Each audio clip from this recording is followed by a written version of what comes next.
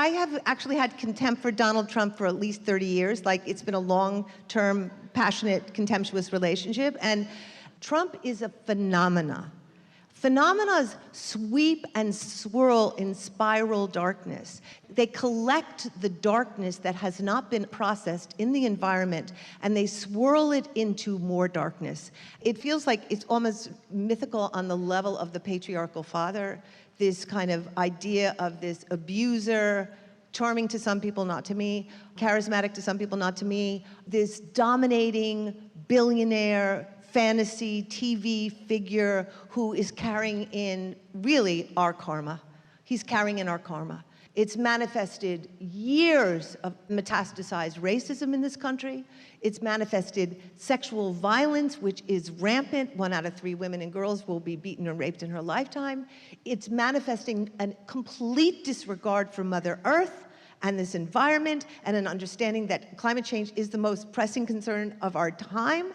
And yet, we're still dealing with it on this very prosaic, barbaric, he said, she said, right, as opposed to going to what is underlying what is happening in this country right now. I have to say this. Having been somebody who's worked to stop violence against women now for the last 20 years, it's not that I don't think we've had victories. It's not that I don't think we've had our voices and we've broken the silence and many more people are speaking up and that we've kept rape shelters open and hotlines. But really, have we changed the core of rape culture? Absolutely not. Trump is not just Trump. Trump is the manifestation of rape culture. And for me, rape culture is this kind of bubble that we are contained within. It has to do with normalizing sexual violence.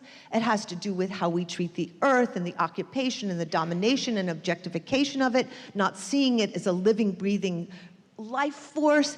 It's an understanding that some people don't matter and some people do, and when they don't matter, you can absolutely do whatever you want, that you don't ask permission, that you don't listen to somebody wanting to invite you in or not inviting you in. I mean, I think everything about our world is this dynamic and projection and trajectory of a rape culture. I have struggled with this for how many years? I know it has to do with how we bring up boys from the beginning. I know it has to do with sexuality and the fact that we don't teach people how to have good sex and what good sex is and what intimacy is and what beautiful touch is and what sensuality is. And everyone's so messed up sexually from the get-go, and it just gets worse and worse as they go along. So I think that's deeply connected. But I also know until men make this issue theirs and make it as important as football, for example, make it as important as anything in their lives, I don't know how we get out of this, honestly. What can men do to catalyze this and encourage this so that men awaken? And look, it's not that there are not plenty of good men. There are plenty of good men. Look at all the great men who came out over the last weeks, the sports guys and fathers, people. But here's the problem. They don't make this a centerpiece of their life. They don't understand that they're not just doing this for their daughters and their mothers and their sisters. They're doing this for themselves. To live in a rape culture denigrates your soul day after day after day. To resist it means you want to live in a beautiful soul. It's not, you're not doing it to protect your mother or protect your daughters. I hear this so often. No, you're doing this because it feels bad to rape women. It feels bad to degrade women. It feels bad to denigrate women. It feels bad to harass women.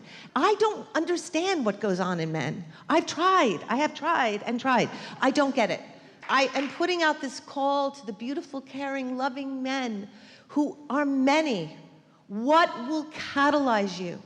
What will ignite you to fight for this as much as you fight for the land, as much as you fight for everything that you fight for?